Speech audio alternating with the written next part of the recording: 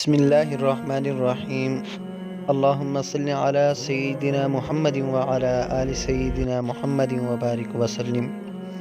جیسا کہ دوستو آپ دیکھ رہے ہیں ہمارا یوٹیوب چینل حقائق 786 ٹی۔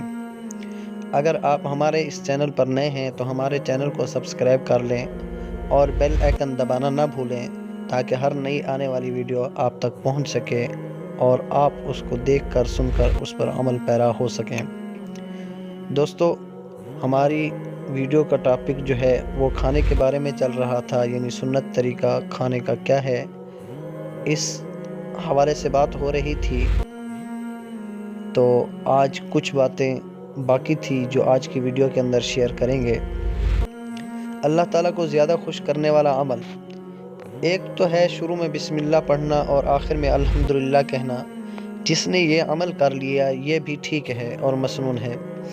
ایک عمل اور بھی ہے، حضرت انس رضی اللہ تعالی عنہ سے مروی ہے کہ حضرت صلی اللہ علیہ وسلم نے ارشاد فرمایا، اللہ تعالیٰ اس بندے سے خوش ہو جاتے ہیں جو ایک لقمہ کھائے تو الحمدللہ کہے اور ایک گھونٹ پیے تو الحمدللہ کہے، یعنی ہر لقمہ پہ اگر کوئی الحمدللہ کہے اور اللہ کا زیادہ شکر ادا کرے تو اللہ تعالیٰ اس سے زیادہ خوش ہو جاتے ہیں۔ اگر شروع میں بسم اللہ بھول جائے تو کیا پڑھے؟ اب انسان کھانا کھا رہا ہے، شروع میں بسم اللہ پڑھنا بھول گیا تو اب شیطان اس کے ساتھ شریک ہو گیا، اب کیا کرے؟ درمیان میں اگر یاد آئے تو بسم اللہ اولہ و آخرہ پڑھ لے، شیطان چلا جائے گا اور اس کی جو پہلے غلطی ہوگی وہ ٹھیک ہو جائے گی۔ کھانے کے بعد کی دعائیں، جب کھانا کھا لے تو بہت ساری دعائیں نبی علیہ السلام سے اس موقع پر مسنون کہی جاتی ہیں۔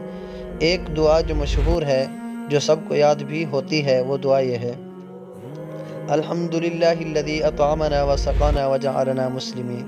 اور یہاں پر ایک اور بات بھی سن لیں کہ بعض لوگ الحمدللہ الذی اطعمنا وسقانا وجعلنا من المسلمین پڑھتے ہیں من لگا کے، تو حدیث مبارکہ کے اندر یہ الفاظ ثابت نہیں ہیں بلکہ وجعلنا مسلمین کے الفاظ ہیں جو یہاں پہ مذکور ہیں۔ تو ہر بات میں اللہ رب العزت کی تعریف کرنا یہ نبی علیہ السلام کا طریقہ تھا۔ ایک اور دعا ہے، نبی علیہ السلام نے فرمایا کہ جب تم میں سے کوئی کھانا کھا چکے تو یہ پڑھے، اللہم بارک لنا فیہ وابدلنا خیرا من، اے اللہ ہمیں اس میں برکت عطا فرما اور اس سے بہتر بدل عطا فرما۔ اب اس سے بہتر تو جنت کے کھانے ہی ہو سکتے ہیں، تو انسان جب یہاں کھانا کھائے یہ بھی مانگے کہ اللہ دنیا میں بھی اس سے بہتر اور زیادہ عطا فرما، اور اصل تو بہتری جنت میں ہوگی، اللہ وہاں بھی عطا فرما۔ ایک اور بہت ہی پیاری دعا ہے، نبی علیہ السلام نے فرمایا کھانا کھانے کے بعد جو شخص اس دعا کو پڑھے گا اس کے سارے گناہ معاف ہو جائیں گے۔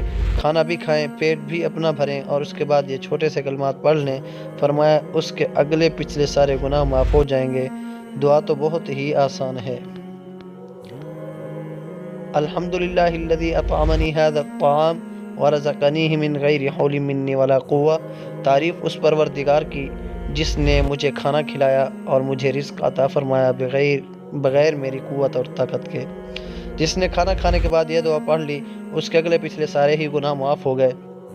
انسان جب کھانا کھاتا ہے، دسترخوان لگا ہوتا ہے، لوگ بیٹھے ہوتے ہیں، تو پھر وقت آتا ہے کہ جب دسترخوان اٹھایا جاتا ہے تو وہاں سنت کیا ہے کہ انسان خود بعد میں اٹھے اور کھانا پہلے اٹھنا شروع ہو جائے۔